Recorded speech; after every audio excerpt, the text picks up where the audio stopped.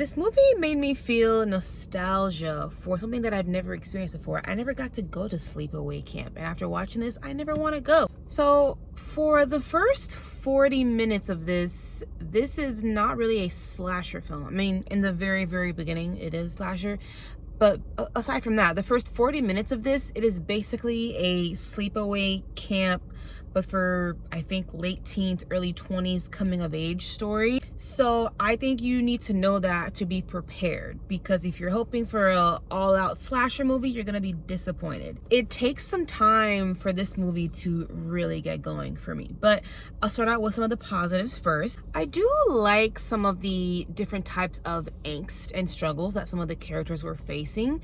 For example, you have some characters here, they really refuse to kind of move on and grow up because they might be feeling just a little bit scared about new things that could come into their lives as they grow up into being full-fledged adults. And then you have some characters in here that they play the comparison game where they see everybody else experiencing these shiny new things, whether it's these new experiences or new love, and then they kind of feel like they are being left behind, and they're thinking of ways of how they can change some things in their lives because they just feel kind of left behind. So I think all of those things are realistic things, and I think those are some of the things that people of all ages can go through, especially with social media nowadays. It is nothing but a comparison game. I do know that this is a debut movie for the Stranger Things kid.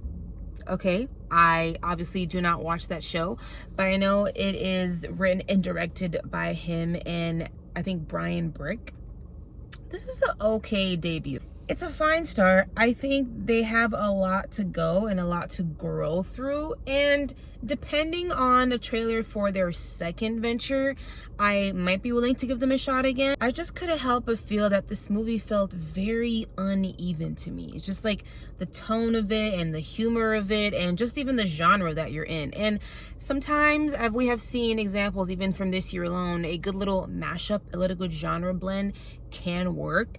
But I always say this, I think it is very hard to do because what happens in this movie, some moments I am invested, and then there's other moments where I am really not that invested and I feel kind of bored with it. And I already mentioned this in the beginning, but the first 40 minutes of this is just like a different kind of movie. Think a teeny bopper high school movie, but like in summer camp, or even like early college years, but in summer camp where people are dealing with all different types of things, all different types of young adult angst. And then even in those moments you get like some semblance of something's not quite right, some kind of little creepy vibes, but it just doesn't really fully go there until that 40 minutes pass. And then, you guys, that's when the movie really got me invested. When this turns into more of a slasher movie, and when it turns into a whodunit, because it's that kind of movie where you have to think about, okay, which one of them is the killer, who is weird, who's psycho, who can't you trust.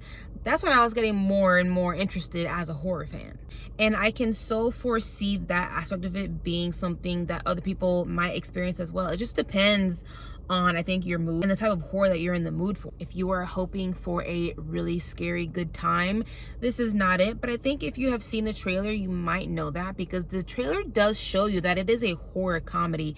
But I gotta tell ya, this didn't make me laugh that much. I won't lie, I did laugh a few times, and then there are people in my theater who were laughing as well. So humor is just very subjective. But I do think there's just a lot of jokes in here that don't land. There are moments in here that you can tell, oh, they are playing this bit here, and then there's this beat here because they're trying to like make the audience laugh, and my audience didn't laugh. So in that aspect, it's very hit or miss. Where I will give credit to this movie, I had mentioned that it is a whodunit slasher, and you know, I thought the way that they were going to reveal the killer, I thought they were going to go a more conventional route, but then the way that that revelation is made is something that I didn't really expect, I didn't see coming. So when that particular thing happens, it kind of made me feel a little bit more invested in what I was seeing on screen, because it kind of like flips the script in that. When I think about the other dark comedies or horror comedies that came out this year that I really enjoyed, which so far have been Companion and Hard Eyes, I am now, and I can't help it, but now I'm comparing other movies that kind of try to attempt that same sort of genre blend, and I'm comparing it to those things because I think those movies really pulled it off really, really well. And this one just does not hold a candle to those. But as I said, I think humor is subjective, so you might find enjoyment out of it. But in the end, a lot of the humor fell flat for me. Some of the jokes I did laugh at. I'm gonna have to give Hell of a Summer a 2.5 out of 5 stars. Thank you guys so much for joining me on my movie going experience. If you're enjoying this review, please go ahead and leave me a comment. It really helps me out with the algorithm on YouTube. Hit that like button, and I'll catch you guys next time.